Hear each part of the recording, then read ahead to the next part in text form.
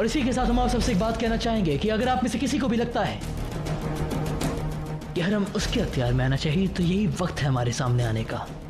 क्यों एक बार फिर अगर हमने रुकैया बेगम को फिर से हरम सौंप दिया, तो उसके बाद हम हरम के मामले में दखल नहीं देंगे। उसके बाद रुकैया बेगम का फैसला आखिरी फैसला माना जाएगा और इसे आप सबको मानना होगा।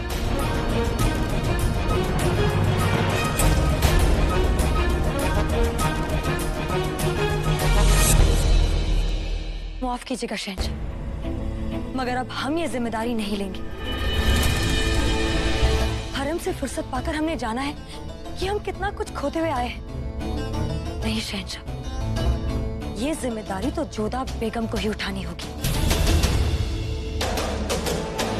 कमाल है, कुछ वक्त पहले तक सबको हरम से मानना था, लेकिन अब तस्वीर ही अलग है।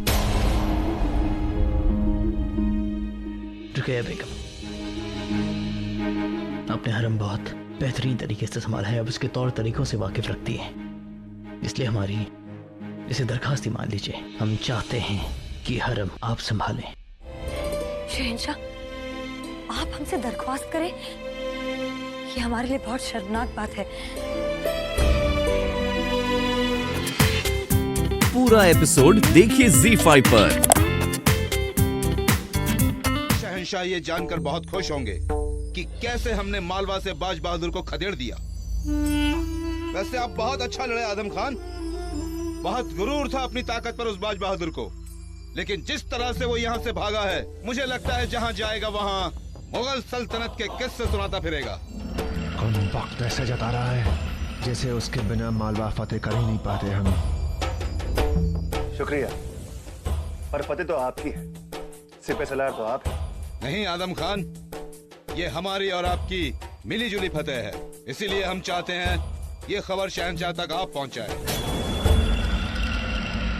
उन्हें बताइए कि कैसे बाज बहादुर मालवा से भागकर गुजरात चला गया और उसकी मदद के लिए आए कुंवर प्रताप सिंह के सिपाही भी वापस जा रहे हैं। हम चाहते हैं कि इस फतेह का जश्न मनाया जाए, आज एक शानदार दावत दी जाए। जी हुजूर, बेशक।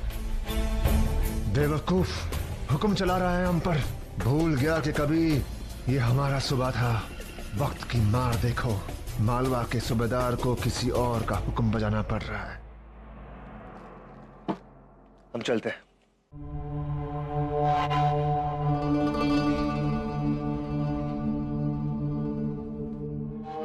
पीर मोहम्मद आपको कैसे हुक्म दे रहा था? समझता क्या है खुद को? इतना तो लिहाज रखना चाहिए कि उससे पहले आप मालवा के सूबेदार थे। जानबूझकर अनजान बन रहा है, जताना चाहता है कि मालवा का सूबेदार वो है, मगर वो जानता नहीं कि मालवा की सरजमीन आदम खान की है। यहाँ सिर्फ और सिर्फ उसका हुक्म चलता है। पीर मोहम्मद साहब आ रहे हैं।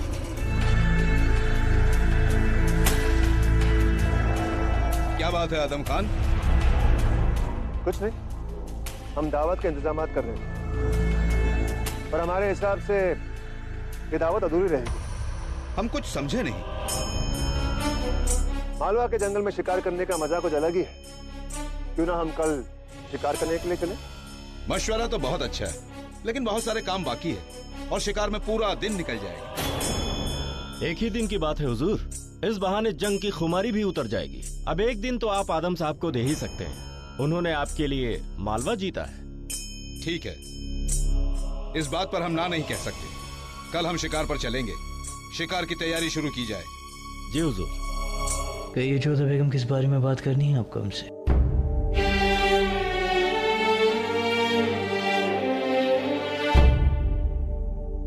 हमने आपसे बैठने को नहीं कहा जोधा बेगम।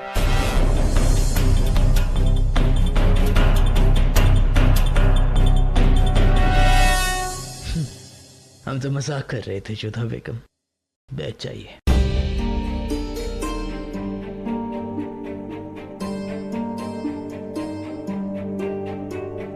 हम ये कहने आए कि हमें ऐसा लगता है कि आपके और हमारे बीच कुछ ठीक नहीं चल रहा है। मतलब?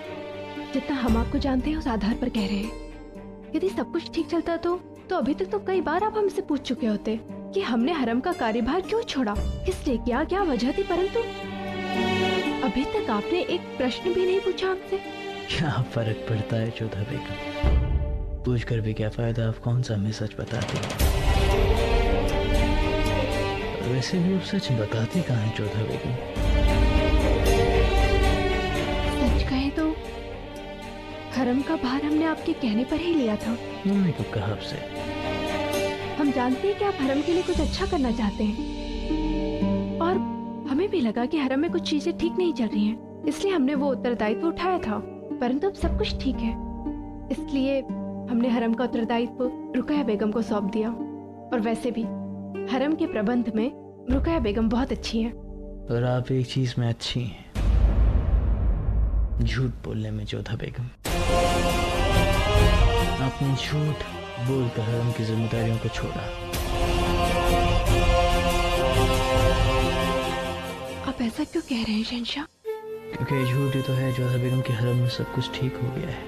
खैर, आपकी जिद की आगे कहाँ किसी की चलती है जोधा बेगम। आप जो ठान लेती हैं उसे ही करती हैं जोधा बेगम।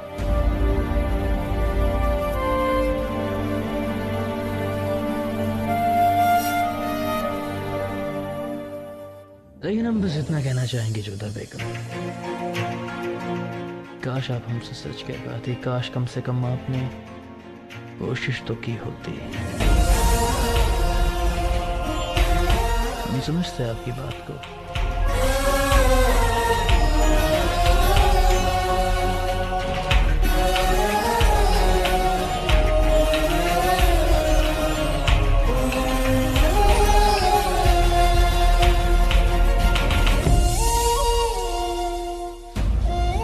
यकीन से कह सकते हैं कि जोधा बेगम कभी कोई गलत नहीं करेगी। माफ कीजिएगा जलाल, लेकिन हमने भी ये कभी नहीं कहा कि बेगम जोधा गलत है। इस मसले में बार बार हम यही बात कह रहे हैं कि वो पाक साफ है, नेक नियत है, लेकिन सवालों के जवाब तो मिलने चाहिए ना। जलाल, पता तो लगाना ही चाहिए ना हमें कि आखिर वो शख्स है कौन जो बेगम जोधा को आमिर में बिताए हुए दिनों का वास्ता देकर बुलाता है और अकेले में रात में मिलता है। अगर इन सवालों के जवाब आपको नहीं मिले ना, यही सवाल शक बनकर बैठ जाएंगे आपके दिलो दिमाग में, और ये शक आपके और बेगम जोधा के रिश्ते में बहुत बड़ी दरार पैदा कर देंगे। मुगल सल्तनत के शहंशाह के बेगम होने के नाते बेगम जोधा का यह फर्ज है कि वो अपने शौहर से कोई भी बात ना छुपाए, और आपकी बड़ी अम्मी जान और सल्तनत की वजीर आलिया होने के नाते हमारा भी ये फर्ज है कि सल्तनत की, आपकी और आपकी बेगमों की हिफाजत की फिक्र करें। इसीलिए ये सारी बातें आपके सामने दोहरा रहे हैं। बाकी आप शहंशाह हैं, फैसला और मर्जी आपकी होगी। जलाल ने भले ही धुआं अपने दिल में छिपा रखा हो, मगर शक की चिंगारी तो लग चुकी है। अब ये चिंगारी बनेगी आग और खाक करके रख देगी बेगम जोधा के लिए जलाल के यकीन को। इजाजत दीजिए जलाल, खुदा हाफिज।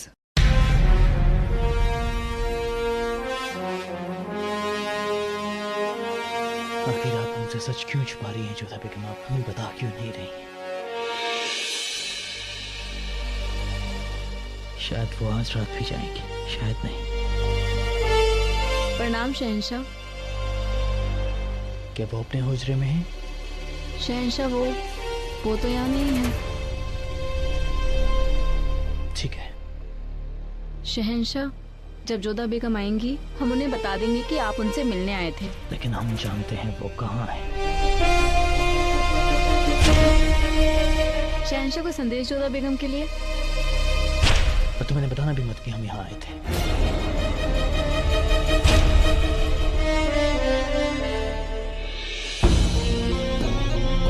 आखिर जोधा बेगम ऐसा क्यों कर रही हैं? क्यों हमसे सच छुपा रही हैं? हम बस खौफज़दा हैं कि वो किसी खतरे में ना हो।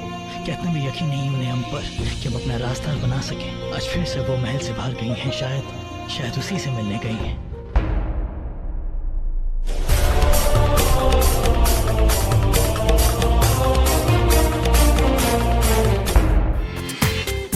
पूरा एपिसोड देखिए ZEE5 पर।